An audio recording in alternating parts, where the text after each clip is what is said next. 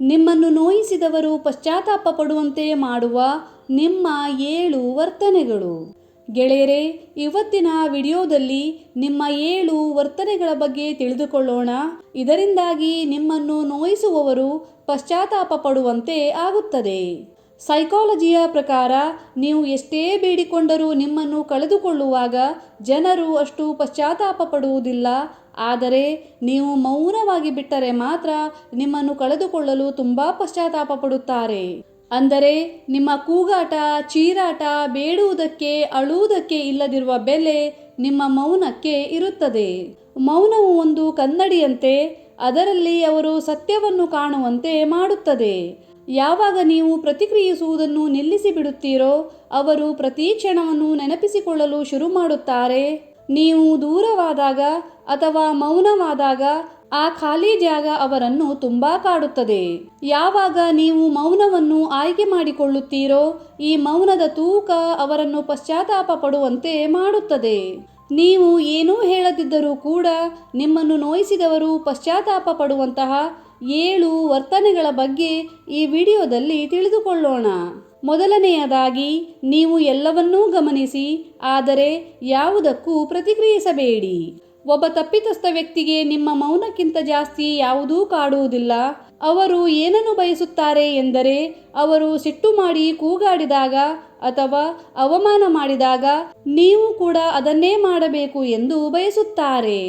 ಆದರೆ ಯಾವಾಗ ನೀವು ಮೌನಕ್ಕೆ ಜಾರುತ್ತೀರೋ ಆ ಮೌನ ಅವರಿಂದ ಸಹಿಸಿಕೊಳ್ಳಲು ಆಗುವುದಿಲ್ಲ. ಕೂಗಾಟದ ಅಪೇಕ್ಷೆಯಲ್ಲಿರುವವರಿಗೆ ನಿಮ್ಮ ಮೌನ ಆಘಾತವನ್ನು ಕೊಡುತ್ತದೆ. ಇದೇ ಅವರಿಗೆ ಶಿಕ್ಷೆಯಾಗಿರುತ್ತದೆ. ಪ್ರತಿಕ್ರಿಯೆ ನೀಡದೆ ಗಮನಿಸುವುದು ನಿಯಂತ್ರಣದ ಪರಮ ಮಟ್ಟವಾಗಿರುತ್ತದೆ. ಹಾಗೂ ಮೌನವೇ ಅತ್ಯುನ್ನತ ಸ್ವಯಂ ನಿಯಂತ್ರಣ, ಅಂದರೆ ಸೆಲ್ಫ್ ಕಂಟ್ರೋಲ್ ಆಗಿರುತ್ತದೆ. ಎರಡನೆಯದಾಗಿ, ವಾದ ಮಾಡಬೇಡಿ, ಸುಮ್ಮನಿದ್ದೇ ದೂರವಾಗಿ. ವಿಷಯುಕ್ತ ಜನರಿಗೆ ದೂರವಾಗುವುದರ ಬೆಲೆ ತಿಳಿಯಬೇಕಾದರೆ ನೀವು ಸುಮ್ಮನಿರಬೇಕು. ನಿಮ್ಮ ಮೌನವೇ ತಿಳಿಸುತ್ತದೆ ವಾದ ವಿವಾದ ಮಾಡುವುದರಲ್ಲಿ ನಿಮಗೆ ಯಾವುದೇ ಅಭಿರುಚಿ ಇಲ್ಲ ಎಂದು. ನೀವು ಗೆಲ್ಲುತ್ತೀರಿ ಜಗಳ ಮಾಡುವುದರಿಂದ ಅಲ್ಲ, ಆ ಜಗಳದಲ್ಲಿ ಪಾಲ್ಗೊಳ್ಳದೆ ಇರುವುದರಿಂದ. ಯಾವಾಗ ನೀವು ದೂರವಾಗುತ್ತೀರೋ ಆಗ ಅವರಿಗೆ ನಿಮ್ಮ ಉಪಸ್ಥಿತಿಯ ಬೆಲೆ ತಿಳಿಯುತ್ತದೆ. ಮೂರನೆಯದಾಗಿ, ಗದ್ದಲಕ್ಕಿಂತ ದೂರವಿರುವುದನ್ನೇ ಆಯ್ಕೆ ಮಾಡಿ. ದೂರ ಇದ್ದಾಗಲೇ ಸತ್ಯ ತಿಳಿಯುತ್ತದೆ, ಎದುರಿಸುವುದರಿಂದ ಅಲ್ಲ. ನೀವು ಅವರನ್ನು ದೂರವಿಟ್ಟ ಕ್ಷಣದಲ್ಲೇ ಅವರು ಗಾಬರಿಗೊಳ್ಳುತ್ತಾರೆ. ಅವರ ಮನಸ್ಸು ಗೊಂದಲಕ್ಕೀಡಾಗುತ್ತದೆ. ಮೌನದೊಂದಿಗೆ ದೂರ ಇರುವುದು ಅವರಿಗೆ ಮುಟ್ಟಲಾಗದ ಶಕ್ತಿಯಾಗಿರುತ್ತದೆ.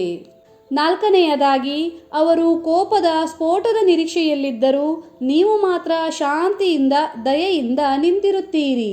ನಿಮ್ಮ ಶಾಂತ ಮನಸ್ಥಿತಿ ಅವರ ಅಸ್ಥಿರತೆಯನ್ನು ತೋರಿಸುತ್ತದೆ. ನೀವು ಶಾಂತವಾಗಿರುವಷ್ಟು ಅವರ ಅಸ್ಥಿರತೆ ಸ್ಪಷ್ಟವಾಗುತ್ತದೆ.